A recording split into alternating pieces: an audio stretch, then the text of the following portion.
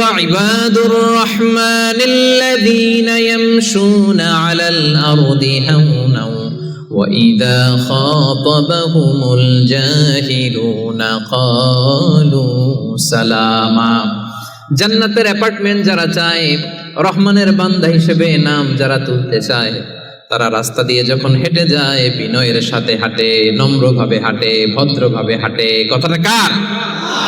আবার অন্য আয়াতে আল্লাহ বললেন, ওয়ালা তামশি ফিল আরদি মারহা ইন্নাল্লাহা লা ইউহিব্বু কুল্লা মুখতালিন ফখুর।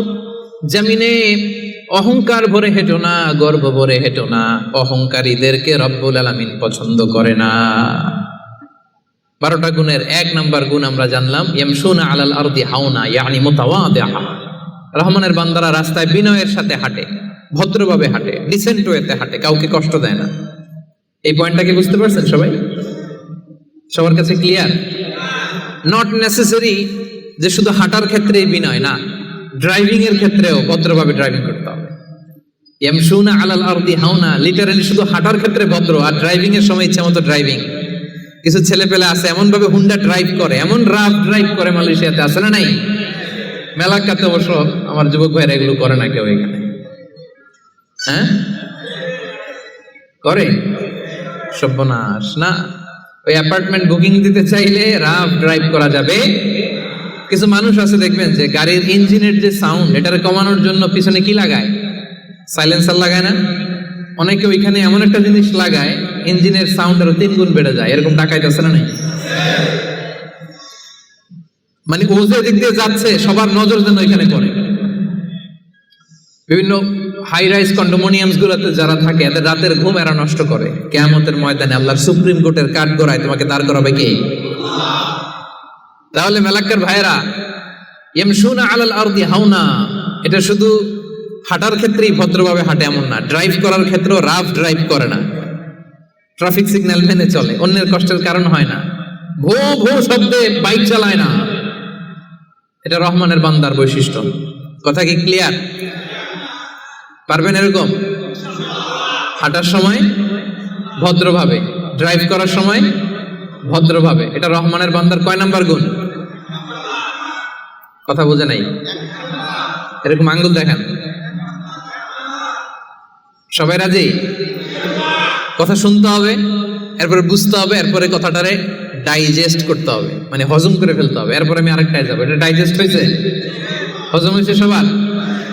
এবার আসেন 2 নাম্বারে যাই। রব্বুল আলামিন বলেন 1 নাম্বার হচ্ছে বিনয়ী, ভদ্রভাবে রাস্তা দিয়ে রহমানের বান্দারা হাঁটে। 2 নাম্বার হলো ওয়াইদা খাতাবাহুমুল জাহিলুনা ক্বালু সালামা। ওয়াইদা খাতাবাহুমুল জাহিলুনা ক্বালু সালামা। মূর্খরা যখন রহমানের বান্দাদের সাথে ঝগড়া লাগতে আসে, তর্ক করতে আসে, রহমানের বান্দারা তর্কের বিপরীতে তর্ক করে না, তর্কের বিপরীতে রহমানের বান্দারা সালাম দেয়। কি দেয়? পারবেন? যে বুঝতে চায় তার সাথে সুন্দর তর্ক বিতর্ক হতে পারে। যে বুঝতে চায় না, যে মানতে চায় না, যে পায়ে পাড়া দিয়ে ঝগড়া করতে চায়, এর সাথে তর্ক করা যাবে? রহমানের বান্দারা এদের সাথে তর্ক জুড়ে দেয় না। একদল আছে দেখবেন বারবার আপনাকে তর্ক করে, আপনার সাথে তর্ক করবে, আপনাকে পোক করবে, পায়ে পাড়া দিয়ে ঝগড়া করতে চাইবে। এরকম আছে না নাই? রহমানের বান্দারা তাদের সাথে ঝগড়ায় লিপ্ত হয় না, তাদেরকে সালাম দেয়। কি দেয়? যে ভাই তুমিই ঠিক, তুমিই শুদ্ধ, তুমিই বুঝতে পারছো, আমি বুঝি নাই, তোমার সালাম। তোমারে কি? ফেসবুকে যদি আপনার কমেন্ট বক্সে কেউ গালি দেয়, আপনিও গালি দিবেন? অযথা যদি তর্ক জুড়ে দেয়, আপনিও তর্ক করবেন? কি করবেন? সবাই বলেন কি করবেন?